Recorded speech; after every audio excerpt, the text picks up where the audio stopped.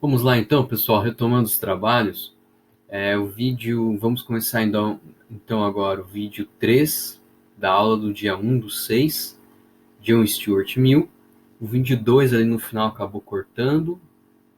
Eu só vou retomar então. Cortou pouca coisinha ali, pelo que eu constatei. Mill.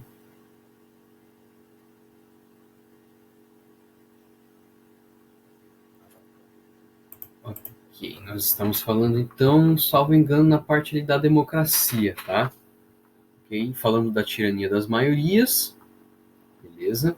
Quais estratégias que ele tem, que ele propõe para manter.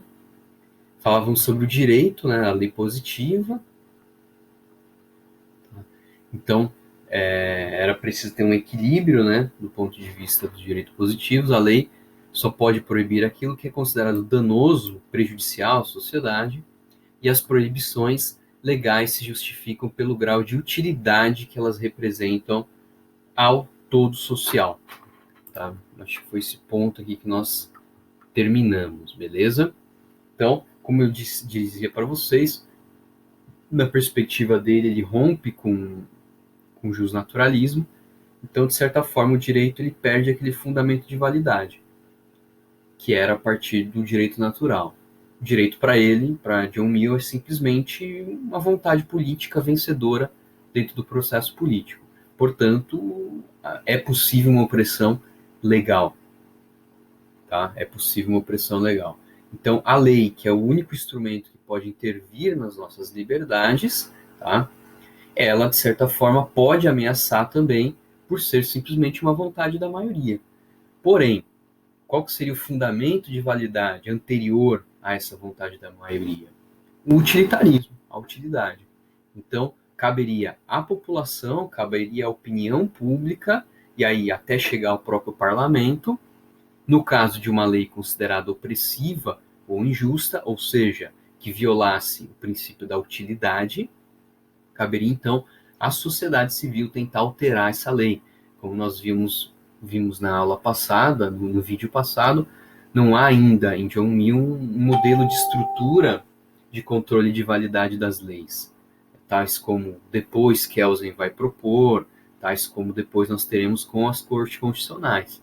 Mas a gente pode dizer que o fundamento de validade de uma lei positiva, na perspectiva de John Mill, é o utilitarismo, é a utilidade. A lei só pode proibir aquilo que é considerado prejudicial. Se é uma lei simplesmente caprichosa, que existe para oprimir uma minoria, sem nenhum fundamento de utilidade, utilidade no sentido de maximizar aquilo que é prazeroso e minimizar aquilo que é danoso, essa lei, então, ela teria uma certa problema na sua validade. A questão que fica é que é o debate público que vai tentar reformar esta lei. Beleza. Continuando aqui, vamos falar agora sobre o princípio do dano, que é bem interessante dentro da perspectiva de John Mill. O único propósito pelo qual o poder pode ser exercido de forma justa, tá? Sobretudo aqui o poder do Estado, sobre qualquer membro de uma comunidade civilizada, contra a vontade dele, é o de prevenir danos aos outros, tá? Vamos lá. O único propósito pelo qual o poder pode ser exercido de forma justa, o exercício de poder de uma forma justa, sobre qualquer membro de uma comunidade civilizada, vocês vão entender porque eu grifei comunidade civilizada, contra a vontade dele, ou seja, contra a vontade do membro, tá? Contra a vontade do membro, é a prevenção a danos aos outros, é prevenir danos aos outros. Então aqui dá para a gente ver bem a perspectiva utilitarista. Nota como a ideia de justiça, tá, está diretamente relacionada com uma noção utilitária. Tá? Prevenir danos, evitar danos. Tá? Não tem aqui nenhum fundamento metafísico de justiça. Ok? Aqui nós temos simplesmente um fundamento utilitário.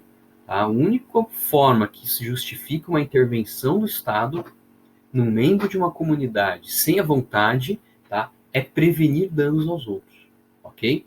Então, interferir é forçar alguém a fazer algo contra a sua própria vontade, tá?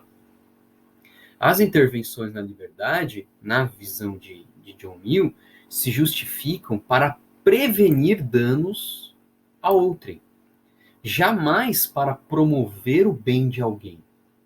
Isso é extremamente importante. Em nenhum momento John Mill justifica intervenções na liberdade para que isso favoreça ao bem de uma outra pessoa, ao bem de um outro integrante da sociedade. A questão é evitar um dano, para que esse outro membro da sociedade não tenha um dano, mas não que isso promova um bem, não que isso favoreça a esse outro membro da sociedade, tá?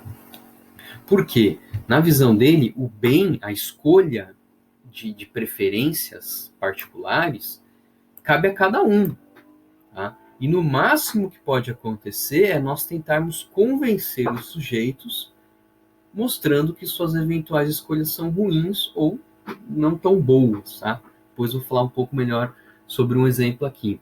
Então, o que justifica a prevenção do princípio do dano é: as liberdades podem ser limitadas se, e somente se, elas apresentarem uma ameaça imediata e real de dano a outro integrante da sociedade, tá? Então, olha lá, a regra geral é que toda interferência em assuntos privados, tá? Interferência na vida privada dos indivíduos, que só diz respeito ao indivíduo, são ilegítimas. Então, a regra geral é: o Estado não vai intervir na vida privada de ninguém. O Estado não vai intervir na liberdade de ninguém. Essa é a regra geral. Esse é o princípio geral, tá? Excepcionalmente, é possível se admitir. Excepcionalmente, é possível se admitir. Então, é legítimo uma interferência estatal em assuntos que só dizem respeito ao sujeito, tais como opiniões, gostos, preferências, objetivos de vida, caso tais assuntos apresentem um perigo de dano aos demais membros da sociedade. Se não existisse perigo de dano concreto, iminente, imediato, não há que se falar em nenhuma restrição à vida privada dos indivíduos. Tá? Um perigo de dano no sentido de prejudicar também aquelas pessoas nos seus assuntos e preferências pessoais. E sempre o ônus argumentativo de comprovar e convencer a legitimidade da intervenção na liberdade sempre será daquele que quer intervir. Então, ou seja, qualquer limitação que vocês encontrarem nas liberdades, na visão de Mill, a primeira resposta que você tem que dar é ilegal. Tá? Não pode. A primeira resposta é essa: não pode. Tá? Quem quer intervir é que vai ter que justificar, é que vai ter que ter esse ônus argumentativo de mostrar que pode, tá? Eu vou dar aqui um exemplo, até que aconteceu no início desse ano, tá? No final do ano passado, bem dizer, aquele programa lá, aquele grupo lá, Porta dos Fundos, fez aquele especial de Natal. E foi um especial que gerou muita comoção, de certa forma, entre os religiosos, né? Porque acabou atacando crenças e valores cristãos, tá? Pergunta é: esse seriado que eles criaram, não sei se foi um filme, não lembro, tá? Esse filme que eles criaram, ele poderia ser proibido pelo Estado? A resposta a partir de John Mill é: jamais. Jamais. Por quê? Muito embora esse filme ele tenha, de certa forma, afetado valores cristãos, muito embora esse filme possa ter eventualmente magoado algumas pessoas, pode ter eventualmente constrangido algumas pessoas, esse filme em nenhum momento gerou um dano a terceiros. Tá? O cristão continuou sendo cristão, indo lá na missa dele, no culto dele, pagando o seu dízimo, suas ofertas. Em nenhum momento esse filme do Porta dos Fundos impediu que as pessoas exercessem plenamente a sua fé. Ah, mas eu fiquei magoado, eu fiquei constrangido, eu fiquei triste. Beleza, velho, essa é a vida em sociedade. Ou seja, problema seu que você ficou triste, tá? O problema é seu. Mas o filme, esse exercício da liberdade, não gerou nenhum dano a essas pessoas. Elas continuaram. Seria proibido, o Estado poderia proibir se esse vídeo de alguma forma estivesse restringindo a liberdade religiosa das outras pessoas. Mas não restringiu em absolutamente nada. O filme é ruim? Pode ser. O filme é mal feito? Pode ser. O filme esteticamente é terrível? Pode ser. A direção do filme é horrível? O filme eventualmente falsificou muitas passagens da Bíblia? Pode ser. E isso é uma crítica que está no debate público. Qualquer um poderia dizer, alguém que conhece de religião, poderia destruir aquele filme dizendo, não foi isso, são premissas erradas, tais. Qualquer um que entende de cinema poderia falar, é terrível esse filme, é ruim, é mal dirigido, sem texto, efeito especial horrível. Beleza. Mas nada justificaria que o Estado impedisse a circulação e as pessoas de assistirem esse vídeo. Por quê? Porque não houve um dano. Ou seja, não prejudicou nenhuma pessoa no exercício da própria liberdade religiosa. Fiquei triste? Fiquei. Cara, reza o que passa. Tá? Mas não é possível impedir aquele filme pelas leis estatais. Um outro exemplo interessante aqui é em relação ao cigarro. Tá? Na perspectiva de John Mill, é ilegítimo, tá? É injusto, do ponto de vista utilitário, impedir, tá, que uma pessoa fume. Tá? Então é legítimo impedir, considerando que a pessoa faz apenas um mal a si mesmo. Nada impedindo que possa existir campanhas de conscientização. Então vamos lá. O Estado pode impedir que o Maurício não fume? Não. Porque o ato de fumar, a priori, ele causa simplesmente um mal a mim mesmo, direta e imediatamente. Tá? A mim mesmo. Beleza?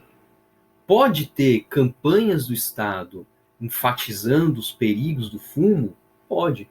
Porque é uma forma que o Estado tem, e a sociedade tem, de me convencer que aquilo que eu estou usando é prejudicial a mim.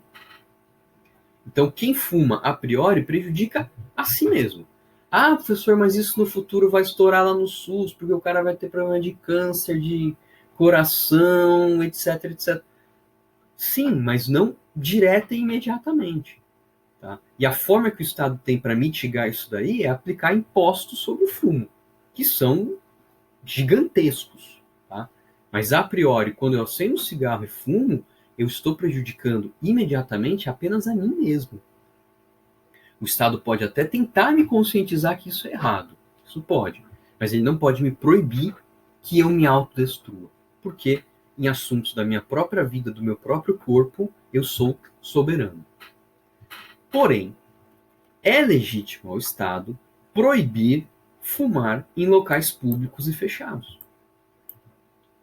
Por quê? Porque aqui há dano. Considerando que essa preferência do sujeito, que é o fumar, comprovadamente causa um dano à saúde dos demais. Quando eu estou aqui numa sala com vocês e assim acendo um cigarro, eu estou gerando um dano, tá, à sua saúde e à sua preferência também de não fumar.